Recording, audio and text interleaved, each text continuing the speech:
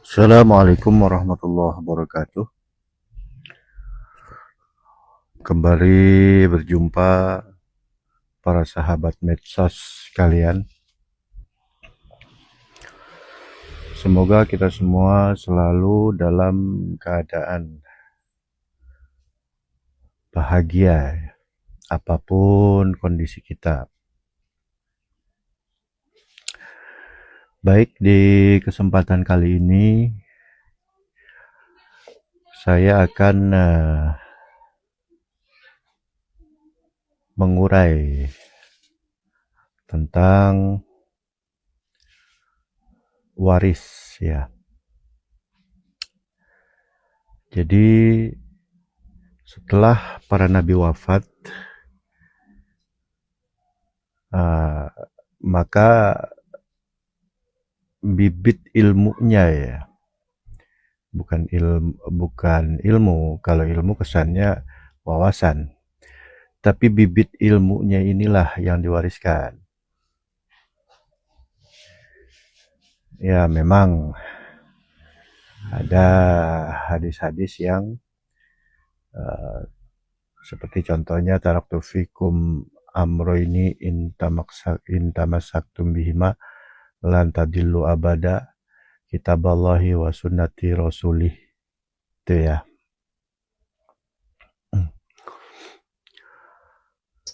Telah aku tinggalkan pada kalian fikum, fi ini di dalam ya, fikum ya, anggaplah di antara kalian ya, atau di dalam kalian ya, jadi diri kalian, dalam diri sebenarnya. Amro ini dua perkara, intamasaktum bihi malan tadillu abada, apabila kalian berpegang kepada keduanya, maka kalian tidak akan tersesat selamanya. Apa itu yang dua? Kitab Allah, kitabnya Allah, wa sunnata rasulih, dan juga sunnah rasul. Nah, rasul ya, tapi rasul di sini aslinya tuh bukan manusia. Nah, para nabi telah wafat, rasul wafat nggak? Ya, rasul itu nggak wafat. Dia tuh potensi atau anggaplah jabatan itu. Sama seperti presiden dan Pak Presiden. Pak Presiden wafat nggak? Wafat. Presiden wafat nggak? Enggak. Jadi dua unsur yang berbeda. Ya, kurang lebih seperti itu kiasnya ya. Jadi wasunnata rasulih, ini kesukaan dari si utusan.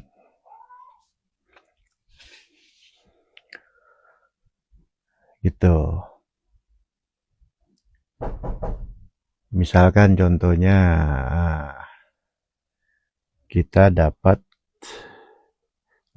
misalkan kita di sekelurahan ini mengadakan acara yang akan dikunjungi oleh presiden. Nah, diagendakan demikian.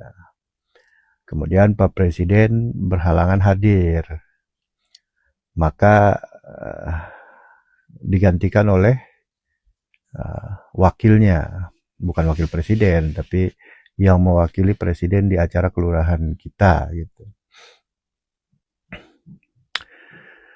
Nah, dia itulah utusan dari Pak Presiden. Jadi seluruh apa yang ada sama presiden di kelurahan kita, itu segalanya bisa melalui si wakil yang dikuasakan oleh Pak Presiden ini untuk mewakilinya di kelurahan kita. Gitu. Misalkan nama wakilnya ini Bapak A. Nah, dia duduknya pun duduk di tempat yang kita sediakan untuk duduknya presiden. Kan itu udah otomatis. Kemudian aspirasi kita sekelurahan ini bisa disampaikan ke dia, si Bapak A ini. Nanti si Bapak A nyampaikan kepada presiden. Nah, utusan kan. Nah, misalkan Pak Presiden itu sukanya teh manis. Sedangkan Bapak A ini selaku wakil dari presiden atau utusan dari Pak Presiden di kelurahan kita, si Bapak A ini sukanya kopi. Kita tahu Pak Presiden sukanya teh manis. Tapi keutusannya ini, apakah kita juga menyajikan teh manis? Ya bagus saja. Cuman kurang nyambung. Karena kesukaan si Bapak A ini adalah kopi. Ya kita sediakan kopi. Itu dia kurang lebih ya kias dari sunnah Rasul. Atau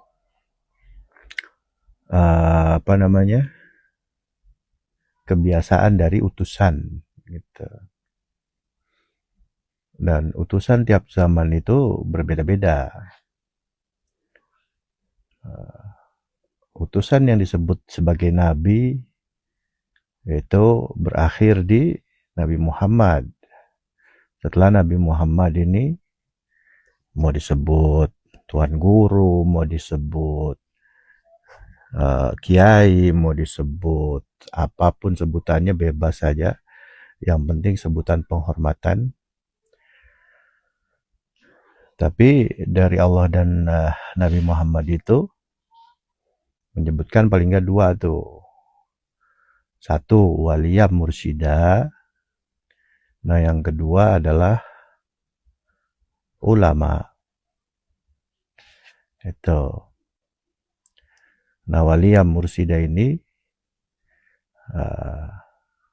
dia adalah wakil dari mursyid. Nah, mursyid ini sebutan pengganti dari sebutan Rasul. Rasul itu sebutannya diganti menjadi mursyid. Gitu. Ya potensinya sama aslinya tuh. Kan diwarisi. Nah, kemudian ulama. Nah, ulama yang mewarisi bibit ilmu. Jadi bukan pengetahuannya, hasilnya tuh begitu. Bibit dari seluruh pengetahuan yang tak terbatas, ya gampangnya begitu. Bibitnya. Ya nggak mungkin kalau bukan jenis ulama yang hakul yakin itu nggak mungkin. Jadi tahapannya sudah membuktikan empiris, yaitu hakul yakin. Sampai kepada titik tertinggi, sebagaimana yang dicapai oleh Nabi Muhammad, yaitu ulama hakul yakin. Seperti itu. Dan ini nggak bisa ditiru, nggak bisa dipalsuin. Sebab otak manusia tuh nggak sampai ke situ. Secanggih apapun otak manusia tuh nggak bakal bisa itu. Ya mohon maaf, ini uraiannya agak mendetail tentang ini. Nah, jika yang diwarisi adalah ilmu berupa wawasan, pengetahuan, hafalan, seperti bank data lah gitu kan, atau seperti Mbah Google gitu. Ya ini mohon maaf sekali. Bagaimana dengan cerita atau kisah dari Senok Gorgonya itu? Dia mempelajari Islam, mempelajari tentang sosial keislaman tuh. Setelah dipelajari, oh ternyata bangsa Indonesia ini sangat patuh pada ulama-ulamanya, kepada tokoh-tokoh agamanya. Ya kemudian senokurgonya dia pelajari tuh agama Islam. Wah, sangat menguasai segala literasi itu, wawasan, bahkan hafal Quran, hafal banyak hadis. Ya luar biasa, sampai dijuluki Kiai Bule, karena dia mampu menguasai agama tapi versi otak gitu. Tapi ya semua sama, kita tahu tujuannya itu adalah untuk memecah belah tuh, agar supaya visi misi Belanda di tanah air saat itu, di Nusantara ini, berjalan lebih lancar. Ternyata ya efektif cara itu. Istilahnya menggunting dalam lipatan ya, dengan cara itu. Luar biasa kan. Tapi bukan itunya, maksudnya apa? Ya karena bisa ditiru kemampuan dari penyerapan ilmu apapun, termasuk ilmu agama, hanya dengan otak. Itu bisa ditiru oleh musuh Tuhan sekalipun. Seperti itu. Oleh orang-orang yang berniat jahat. Ini kurang lebih seperti itu. Ya, untuk kepentingan-kepentingan duniawi lah, anggapnya begitu. Tapi kalau udah bibit ilmu, nggak bakal bisa ditiru. Karena dia dimensinya udah lain. Itu udah alam langit lah kalau bahasa Qur'annya gitu. Siapa yang bisa niru alam langit? Paling jin, ya kan, mencoba mendengarkan, kan ada hadisnya tuh, mendengarkan kabar-kabar langit gitu kan. Kemudian itu pun dibatasi, ada panah-panah api, sehingga tetap menjadi rahasia kabar langit itu.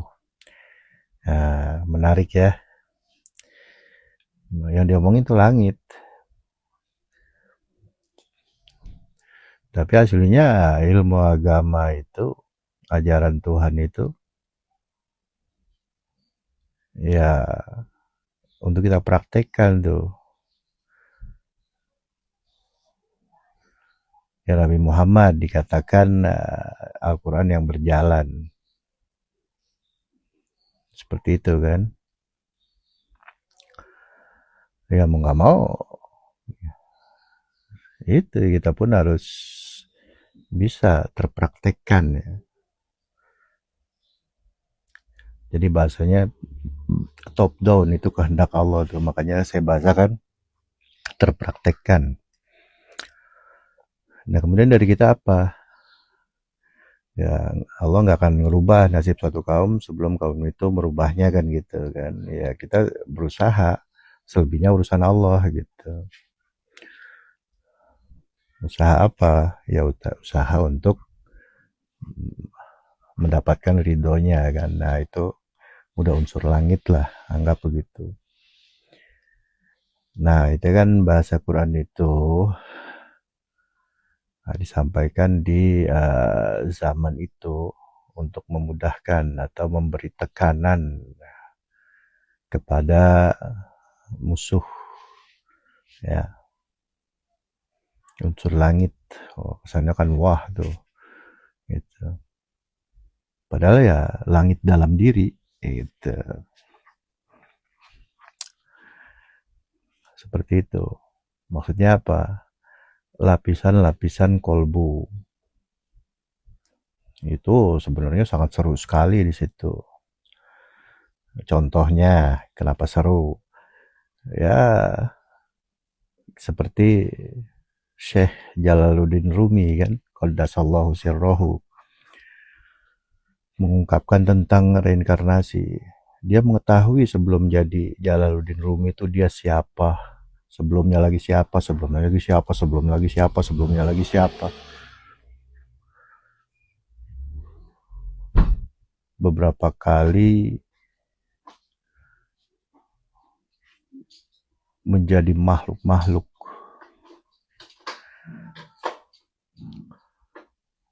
ya udah ratusan mungkin kali dia menceritakan itu aja yang ingat, yang gitu kan.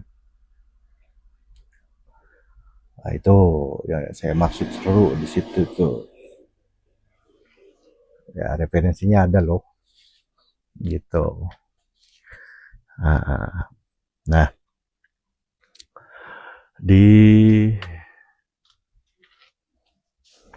kesempatan kali ini kalau memang videonya panjang nanti mungkin dibagi beberapa part ya. Ini tentang waris ya, literasi tentang waris. Jadi saya coba di sini bawakan beberapa sumber ya, referensi untuk sebagai penguat ya. Ya biar supaya nambah yakin dah gitu. Saya kacamata dulu sobat sekalian.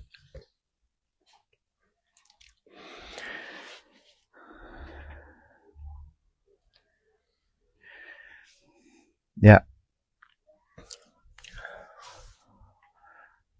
ada sebuah hadis dari At-Tirmizi dan Abu Dawud yang berbunyi innal ulama'a warasatul anbiya, innal anbiya alam yurithu dinaron wala dirhaman, innama warasul ilma, faman akhadha bihi faqad akhadha bihadzin wafirin ya. Artinya sesungguhnya ulama adalah pewaris para nabi. Sungguh para nabi tidak mewariskan dinar dan dirham. Sungguh mereka hanya mewariskan ilmu. Maka barang siapa mengambil warisan tersebut, ia telah mengambil bagian yang banyak. Nah, mengambil bagian yang banyak maksudnya ya lebih berharga daripada dinar dan dirham. Kalau sekarang lebih berharga dari rupiah dan dolar, euro, emas dan perak. Lebih berharga dari logam mulia. Ya, lebih berharga dari dunia dan seisinya. Karena apa? Ya naik langit, guys. Ya baik, saya lanjutkan ya. Dan memang para ulama merupakan orang-orang pilihan Allah, yang Allah menitipkan pewarisan ajaran Islam ini melalui lisan mereka, jiwa mereka, dan amalia mereka. Nah, ini saya tambahkan ya, dari kolbu mereka. Gitu. Ya maklum ya guys, orang yang bikin literasi ini kan, ya begitulah. Ya. Jadi kadang saya suka tambah-tambah bahasa santrinya tuh, saya syarah gitu, syarah, saya perluas pendalamannya. Ini bukan sotoy guys ya. Nah kemudian Allah Subhanahu wa Ta'ala berfirman, "Tsumma awratsnal kitaba alladzina astafaina min ibadina." Artinya kemudian kitab itu kami wariskan kepada orang-orang yang kami pilih di antara hamba-hamba kami. Quran Surah Fatir ayat 32. Alladzina astafaina min ibadina, yang kami pilih, kami guys.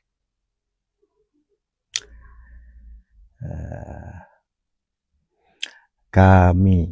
Nah, itu sistem ketuhanan. Allah, Rasul atau mursyid, kemudian ulama, nabi, ulama, atau walia mursyida, atau tuan guru atau buya, tapi waris.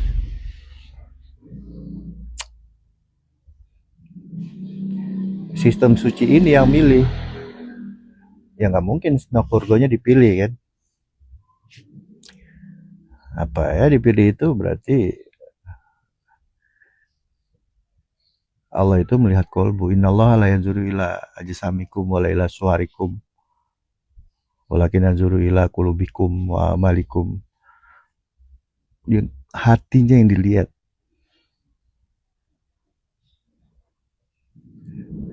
Ya kalau Allah ngelihat Snapurgonya contohnya kan, yang berhasil menguasai literatur dari agama Islam secara luas, bisa ngadal-ngadalin bangsa kita saat itu. Hatinya apa yang terlihat oleh Allah tuh, oleh sistem itu. Ya. Jadi bukan ke sini guys, tapi ke kolbu.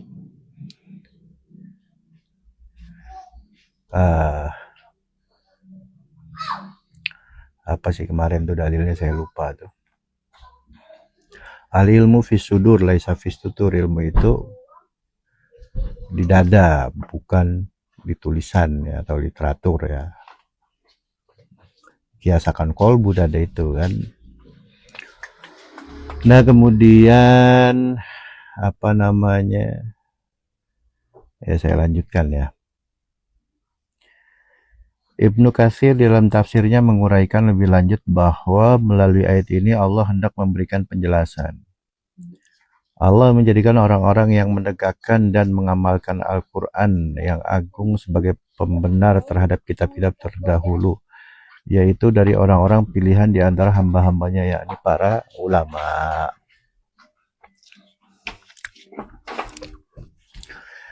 Coba perhatikan kata-kata dari Ibnu Katsir ini. Beliau ini terkenal sebagai ahli tafsir ya. Ada tafsirnya Ibnu Katsir itu 4 jilid ya. Coba perhatikan kata-katanya nih. Allah menjadikan orang-orang yang menegakkan dan mengamalkan Al-Quran, mengamalkan ya, sebagai pembenar terhadap kitab-kitab terdahulu. Nah, ini kisi-kisinya sangat jelas sekali ya. Bagaimana bisa dari apa namanya? Yang pertama dulu, bagaimana bisa mengamalkan Al-Quran kalau tanpa ilmu ruhani? Sampai jungkir balik juga nggak bakal bisa. Demi Allah saya bersumpah. Kalau cuma ngandelin otak, nggak pakai kolbu, sampai jungkir balik, sampai Fir'aun naik ojek istilahnya, berani taruhan saya kagak bakal bisa. Kalau bukan pakai kolbu yang dihidupkan kolbunya. Ingat ya, yang dihidupkan kolbunya. Al ilmu fis sudur laisa fis sutur. Ilmu itu di dada, bukan di literatur. Ini mengamalkan.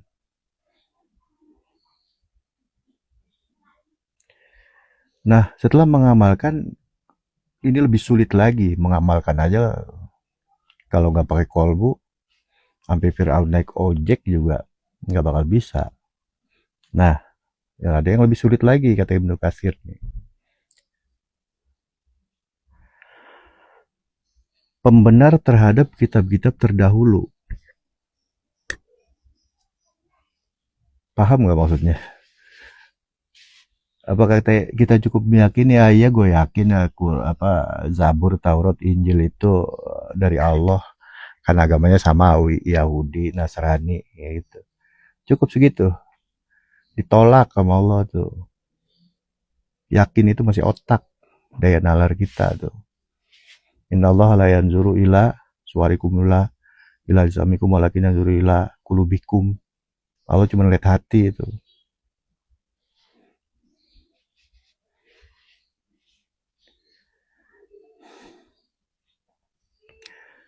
Bagaimana penjelasan atau gambaran tentang dari mengamalkan, menegakkan Al-Quran, kemudian menjadi pembenar terhadap kitab-kitab terdahulu? Pecah nggak pala tuh?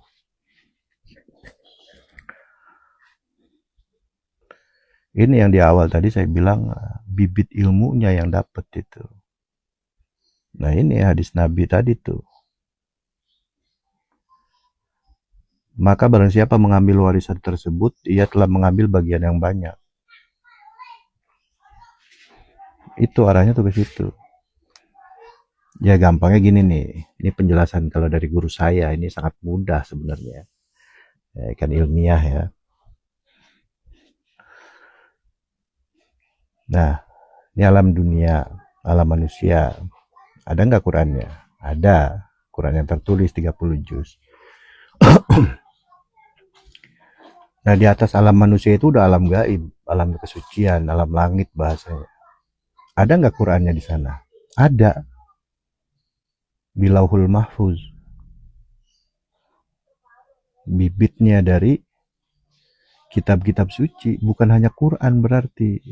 Seluruh kitab suci, seluruh suhuf-suhuf itu dari situ, Lauhul Mahfuz. Kalau bahasa Gus Dur, Al-Quran Kodim, tanpa lafal, tanpa huruf, tanpa lafal, tanpa huruf, tapi bisa dibaca. Gus Dur yang ini di dalam syair tanpa watonnya itu, ya. Jadi ilmu kenabian itu membawa kita ke situ, salah satunya. Kalau nggak nyampe situ pecah pala kita tuh untuk bisa mempraktekkan omongan Ibnu Katsir ini. Baik, saya lanjut ya.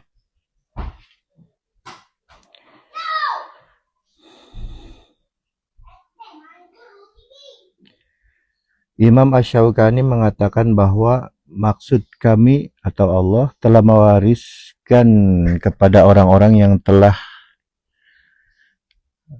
kami pilih dari hamba-hamba kami, yaitu kitab atau Al-Quran. Adalah dengan cara mewariskan Al-Quran itu kepada para ulama dari umat Nabi Muhammad. Dan tidak ada keraguan bahwa ulama umat ini adalah para sahabat dan orang-orang setelah mereka. Sungguh Allah telah memuliakan mereka atas seluruh manusia dan menjadikan mereka sebagai umat di tengah-tengah umatan wasaton, ya ini maksudnya, agar mereka menjadi saksi atas kalian manusia. Mereka mendapat kemuliaan demikian karena mereka umat Nabi yang terbaik dan penghulu anak keturunan Adam. Ya, ini umum aja ya. Itu pujian-pujian terhadap sistem waris saja. Tapi esensinya nggak dapat di sini. Nah, ini saya menambahkan kesimpulan tulisan saya sendiri nih. Mustahil bisa seperti itu jika tidak menerima waris ilmu ruh dan kitab kodim. Ya, insya Allah kedepannya mudah-mudahan ya literasi tentang waris ini bisa ditambah-tambah ya. Saya lihat dulu ya berapa lama. 29 menit ya, boleh saya tambahkan ya.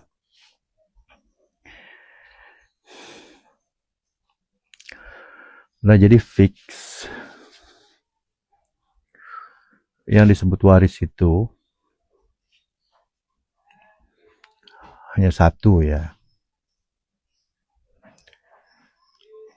Sebab apa? Literasinya udah banyak ya. Baik, saya ungkap di sini kisi-kisinya ya. Salah satunya ayat Quran ya. Quran itu kan tidak hanya berlaku di zaman Nabi Muhammad saja kan gitu. Ya, satu, laqad ja'akum rasulun min anfusikum.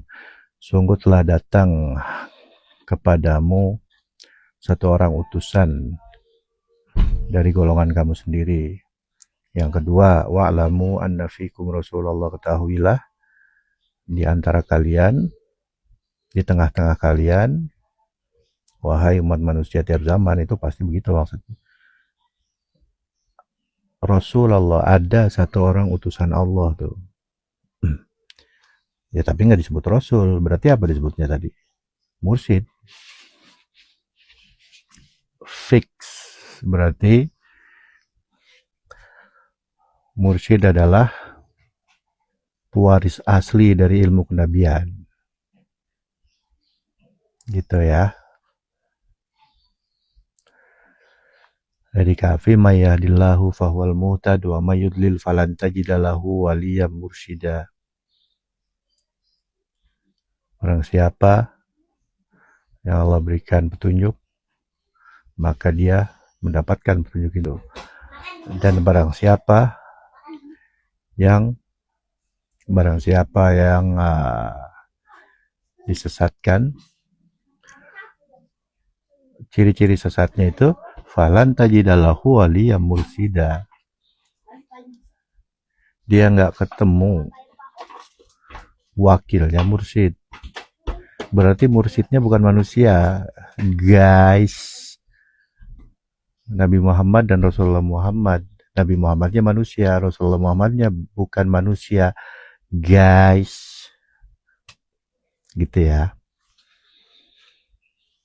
Nah, ini berikutnya adalah referensi literasi dari Ibnu Ajibah. Beliau seorang yang menafsirkan Quran, saya lupa nama tafsirnya apa, tapi versi Sufi. Ya tentu sangat tidak populer di Indonesia, guys. Ibnu Ajibah. Beliau terkenal dengan Sufi. Banyak karyanya. Salah satunya yang fenomenal adalah yaitu menafsirkan Al-Quran versi jasmani dan di penguatnya adalah versi batiniahnya atau ruhaninya, dituangkan melalui karya tulis berupa tafsir. Ulama asal Maroko, tahun berapa ya? Ya zaman dulu lah. Dan beliau juga, Ibnu Ajibah ini adalah pensyarah kitab Hikam. Ya, kitab Hikam ini kan kitab tasawuf ya yang sangat populer ya. Nah, yang oleh banyak tarekat itu dipakai. Bahkan yang gak bertarekat, yang sekedar main untuk membersihkan hati, menata hati, manajemen kolbu, pakai Hikam juga. Gitu ya. Karena udah bentuk tulisan ya gampang baik itu mah, namanya tulisan, lidah tidak bertulang. Iya. Beliau ini pensyarah kitab Hikam. Kalau yang mensyarahkan adalah pelaku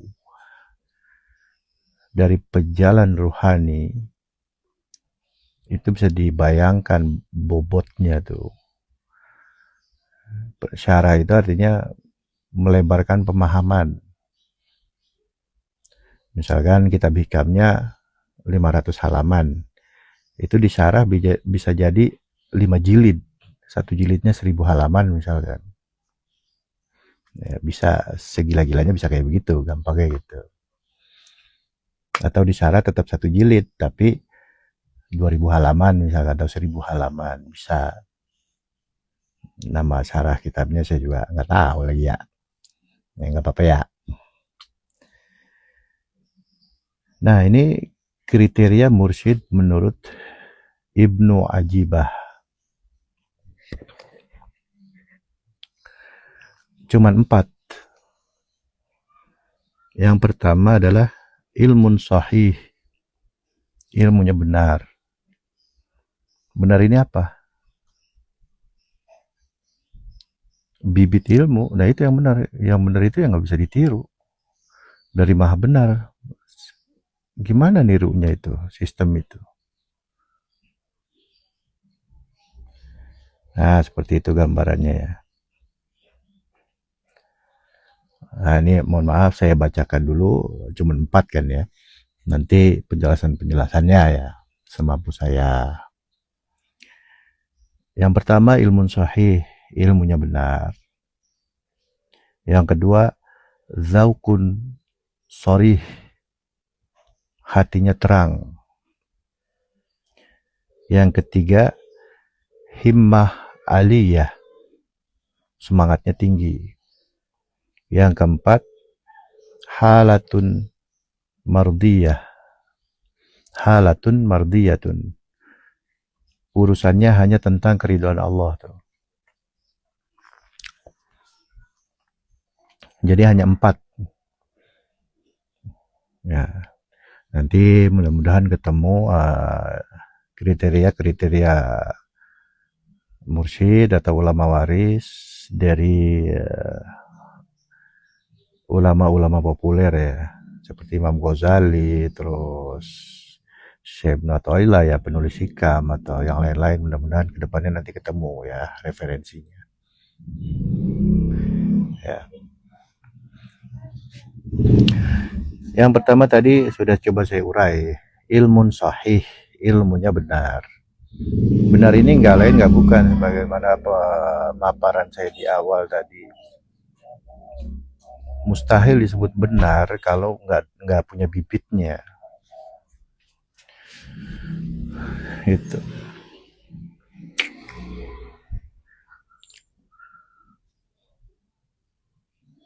Itu mustahil ya.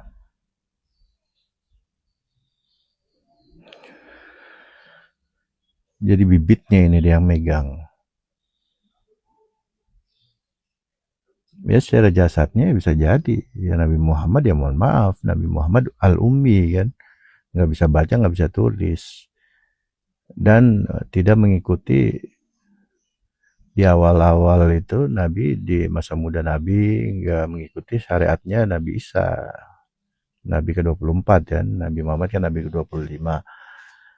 Berupa syariatnya ya Nasrani kan, enggak kan. Cukup lah itu sebagai contoh, tapi bibit ilmunya ada di situ.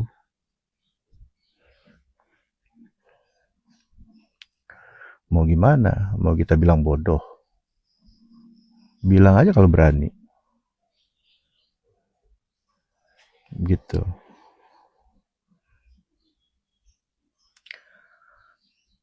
Jadi bukan tentang kemampuan jasmani daya nalar otak, enggak sama sekali.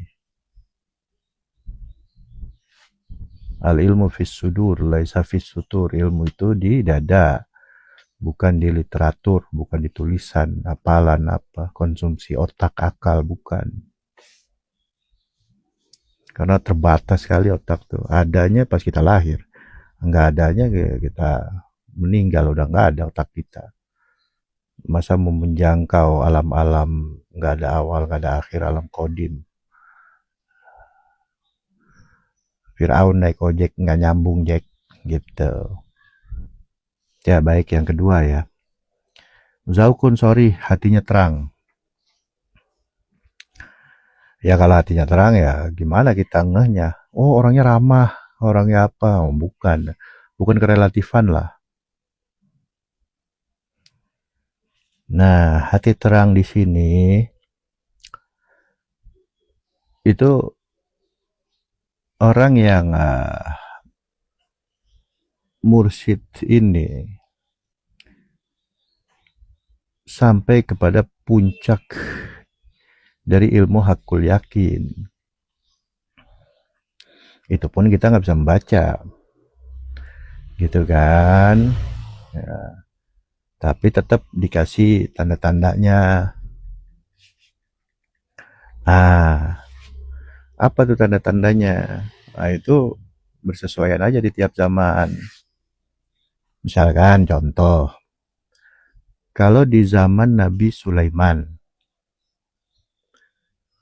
ternyata yang populer saat itu adalah ilmu gaib infra, kalau bahasa saya, metafisika infra, ilmu gaib dari siluman, jin, ya pelemahnya ya. Jadi yang diutus Allah ini tentu membawa pelemah dari kekuatan manusia saat itu. Ya Nabi Sulaiman punya ilmu gaib, tapi yang ultranya gitu, dari alam kesucian, alam langit, bisa ngomong dengan binatang kan gitu. Semua jin jadi anak buahnya. Nah, seperti itu. Nah, di zaman Nabi Muhammad contohnya, yang populer saat itu apa tuh? Syair kan. Nah, makanya turun Quran itu magnet syairnya luar biasa. Ya, orang-orang jahiliyah sangat terpesona itu. Musuh-musuh Nabi pun terpesona sama kata-kata Quran itu. Dimensi syairnya ya, sangat terpesona sekali. Bahkan ada yang mencoba meniru ya jadi kocak. Itu adalah kisahnya itu ya. Nah, kisi-kisinya kemudian di akhir zaman ini ya pewarisnya bagaimana? Nggak ada lain, nggak ada bukan ilmiah. Ilmiah itu nggak mesti menguasai literasi. Ilmiah itu cuma satu.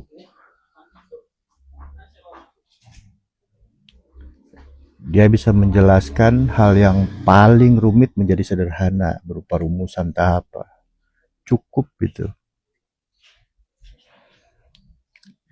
Ya tentu saja namanya ilmiah tuh bukan lagi bertentangan dengan dalil-dalil dari seluruh agama. Dalil dari seluruh agama itu pasti mendukung kata-katanya tuh, penjelasannya itu pasti. Cuman kan kalau menjelaskannya siapa seorang murid ini menjelaskannya kayak saya panjang dengan literasi apa segala macam, ngantuk, kelamaan, gitu nggak efektif. Ya makanya berhubung bibitnya punya, nah mewujud bibitnya di zaman ini itu berupa keilmiahan yang tidak dapat dibantah. Itu kan sekarang katanya malah lagi zaman ilmiah apa katanya kan gitu kan. Ya seperti itu. Baik, selanjutnya yang ketiga adalah himmah aliyah, semangatnya tinggi, nggak mudi ya, mut-mutan gitu. Ngambek ngambek sama muridnya ya, nggak, ya pokoknya selalu dalam keadaan semangat aja tuh gitu. Apapun kondisinya, ada amunisi nggak ada amunisi, semangat aja tuh, gerak terus. Ya berarti udah bukan pakai tenaga manusia tuh, udah bukan pakai kemampuan manusia kan gitu. Kalau pakai kemampuan manusia, nunggu ada amunisi baru semangat. Kalau ini enggak. Nah, itu contohnya. Dan terus-terusan menyemangati murid. Terus-terusan sayang sama muridnya. Itu. Ya. Kemudian yang keempat, halatun mardiyatun. Urusannya hanya tentang keridhaan Tuhan. Seluruh gerak-geriknya bahkan yang terkecil yaitu napasnya keluar masuk itu adalah referentasi apa sih namanya, bukti dari keridhaan Tuhan tuh. Eh, maaf ya pemirsa, yang ngomong representasi. Aduh. Ya bukti itu yang serendah-rendahnya adalah keluar masuk napas. Itu bukti dari ridhonya Tuhan, ridhonya Allah tuh. Cuman ya nggak kebaca lah sama kita, ya nggak nyelam dulu di situ, di ilmunya baru kita paham.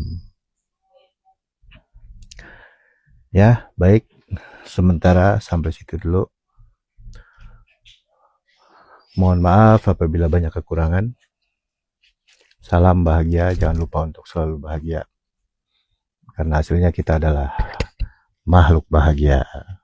Ilahi anta maksudi wa ridhuka matlubi. Assalamualaikum warahmatullahi wabarakatuh.